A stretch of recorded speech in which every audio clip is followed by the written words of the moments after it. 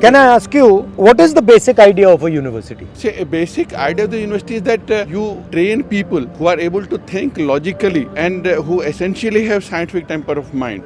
And my understanding is this, that even in the faculty, the scientific temperament is a serious casualty. There's virtually no. और ये कब से, मतलब ये scientific temper जो है कब से रिड्यूस हुआ है? ये तब से घटा है साहब, जब से अगर हम देखें तो हमको थोड़ा सा पीछे जाना पड़ेगा. We should have to examine a question that why the likes of sir C V. Raman and Birbal Sahni and Meghnath Saha are not being born today.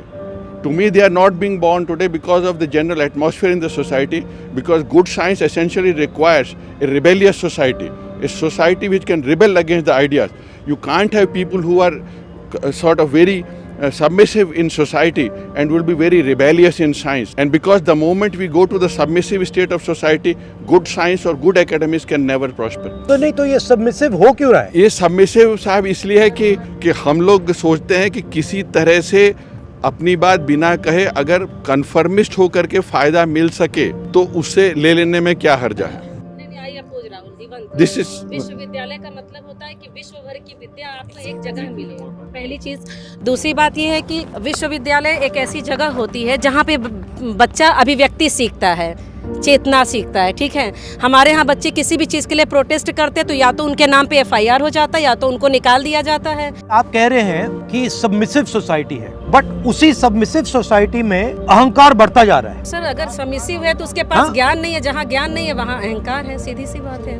एक तरफ अहंकार इसलिए है because of the smallness in our inner self. If you permit me, I think Modi essentially addresses the smallness in people. It's very easy, but addressing their greatness, which is far more desirable, which our leaders of freedom fight were doing, is a much more difficult but a highly desirable thing, and that is what you are doing.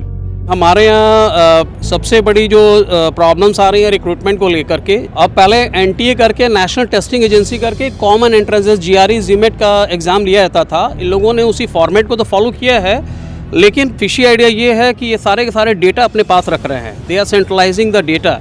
और समर्थ एक recruitment cell है जिसमें कि वो अब हम लोग के यूनिवर्सिटी में. सो BHU does not manage its own admissions? No, they were managing it. But now it has been taken away. And समर्थ को इन लोगों ने हर जगह यूटिलाइज करना शुरू किया है. इस साल से BHU इम्प्लीमेंट करेगा.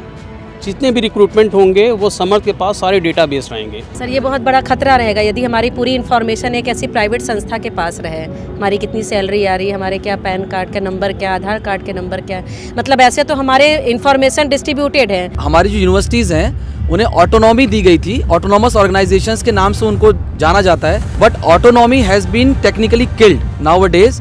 और स्ट्रेटेजिकली ऑटोनॉमी मतलब इतनी कम कर दी गई है कि वो सिर्फ पेपर में रह गई है. व्हेनेवर वी सेलेक्ट तो हम कहते हैं ऑटोनॉमस ऑर्गेनाइजेशन. ये जो किलिंग हुई है, यस सर, ये किसने की है? सर ये सिस्टमैटिक है. आई हैव टू से कि government and people both. Banaras Hindu university में हिस्ट्री क्रिएट होने जा रहा है कि 2.5 साल से यहाँ कोई एग्जीक्यूटिव काउंसिल नहीं है.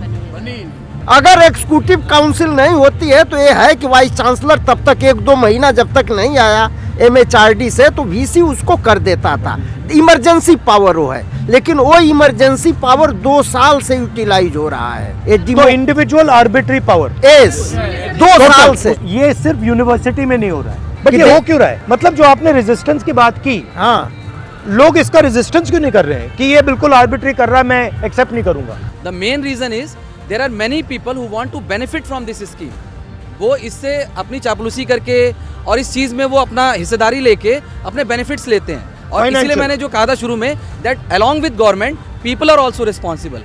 पीपल मतलब हम ही लोग, हम में से ही कोई ना कोई रिस्पॉन्सिबल है जो उस चीज़ का फायदा भी लेते हैं. बट इंडिया में across the board centralisation of power हो रहा है सब जगह. BHU में सर जेंडर इनइक्वालिटी बहुत ज़्यादा है. लड़कियों के साथ, छात्राओं के साथ लगातार छेड़खानी की मामलाएं आती हैं. IIT BHU में एक लड़की के साथ बीजेपी के IT सेल के लोगों ने रात में रेप किया, सामूहिक बलात्कार किया. हम लोग प्रोटेस्ट कर रहे थे उनको मतलब दोषियों को गिरफ्तार करें, तो इन लोगों ने दोषियों को पकड़ने के बजाय हम लोगों पर FIR करवा दी.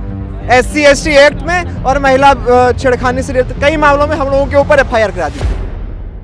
अगर आप PhD स्कॉलर हैं तो आपकी गाइड आपको परेशान करेगी कि आप प्रोटेस्ट में मत जाओ. अगर आप मास्टर्स के स्टूडेंट हैं तो आपके प्रोफेसर आपको टारगेट करेंगे।